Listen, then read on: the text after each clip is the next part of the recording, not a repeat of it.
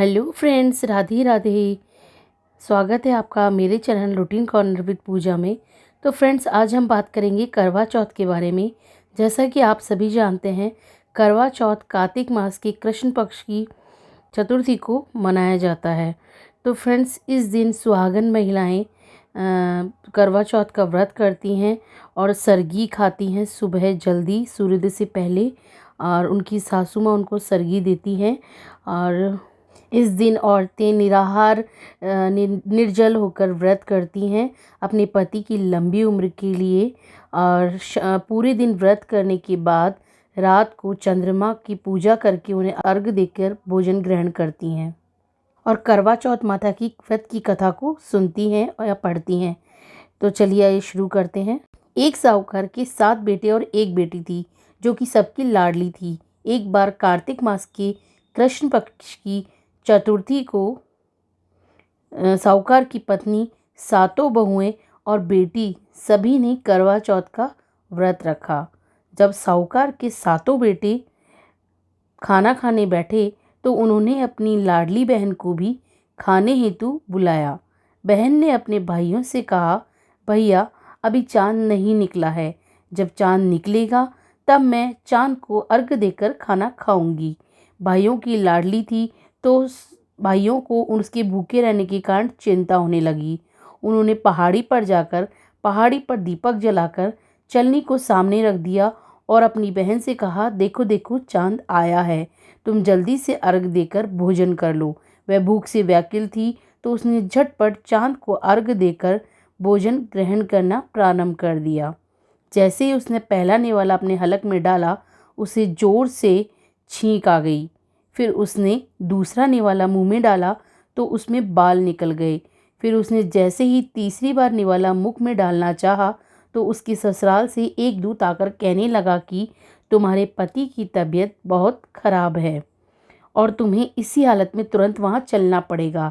तब वह ससुराल के लिए निकलने लगी तो माँ ने उससे कहा, बेटी, रास्ते में जो भी तुम्हें मिले, चाहे वो छोटा हो या बड़ा, तुम सबके पैर छूकर प्रणाम करती जाना, और जो भी तुम्हें सौभाग्यवती या सदा सुहागन रहने का आशीर्वाद दे, तुम वहीं अपने पल्लू पर एक गांठ बांध लेना। बेटी ने सर हिलाकर हामी भर दी और अपने ससुराल की ओर चल दी। रास्ते में उसे जो कोई भी मिलता उसके वो पैर छूकर प्रणाम करती जाती। सभी ने उसे अलग अलग आशीर्वाद दिए, खुश रहो, सदा सुखी रहो, आदि आदि, परंतु किसी ने भी सदा सुहागन या सौभाग्यवती रहने का आशीर्वाद नहीं दिया। चलते चलते वह आगे ससुराल के द्वार तक आ पहुंची, जहां उसकी छोटी ननद खेलते हुए दिखाई दी। उसने उसके भी पैर छूकर प्रणाम किया तो उसने उसे सदा सुहागन रहो, पूतों फलों का आशीर्वाद दिया। उसने अपनी माँ के कहे अनुसार अपने पल्लू पर एक गांठ बांध ली। जब वह घर के अंदर प्रवेश करती है तो उसके ऊपर दुखों का पहाड़ टूट पड़ा। उसके सामने उसका पति मृत अवस्था में पड़ा था। उसके अंतिम संस्कार की तैयारियां चल रही थी। वह जोर से दहाड़ मारकर रोने लगी।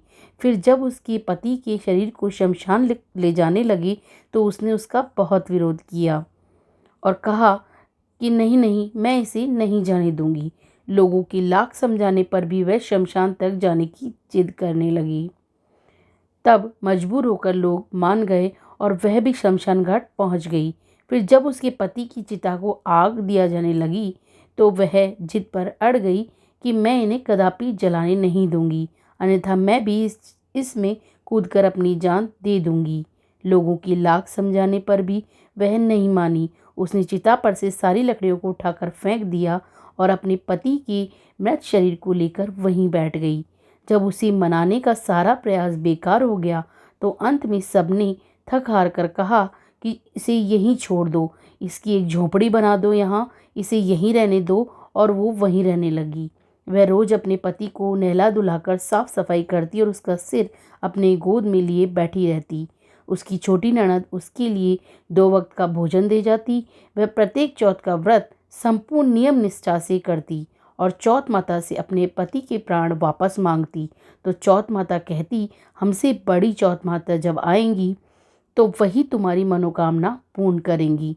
फिर जब अश्विन मास की चौथ माता आई तो उससे कहा कि तुमसे कार्तिक मास की चौथ माता नाराज है, उनको प्रसन्न करो, वही तुम्हारा सुहाग तुम्हें लौटाएंगी।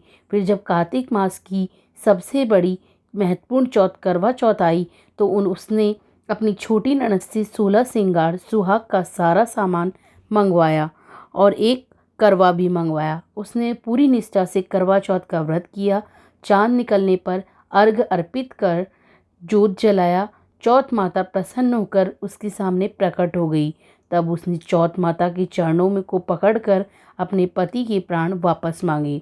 तो चौथ माता कहने लगी, कर बोले तू तो बड़ी भूखी है, 7 भाइयों की चहेती है, तुझे सुहाग का भला क्या काम।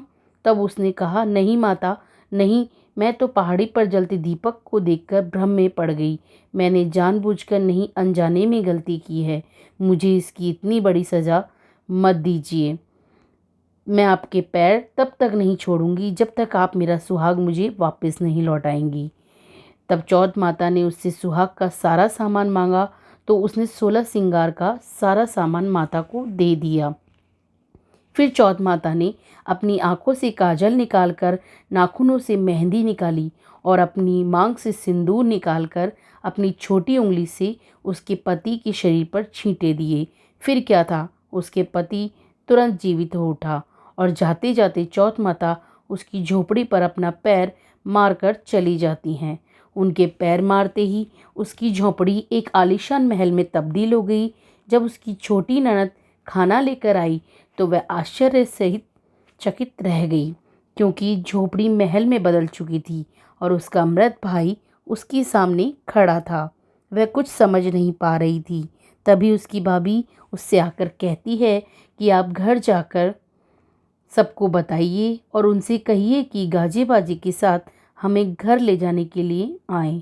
तब वह छोटी ननद दौड़ी दौड़ी भाग कर जाती है और अपनी माँ से कहती है, माँ भैया जीवित हो गए हैं। माँ बोली, अपनी पगली भाभी के साथ रहकर तुम भी पागल हो गई हो क्या।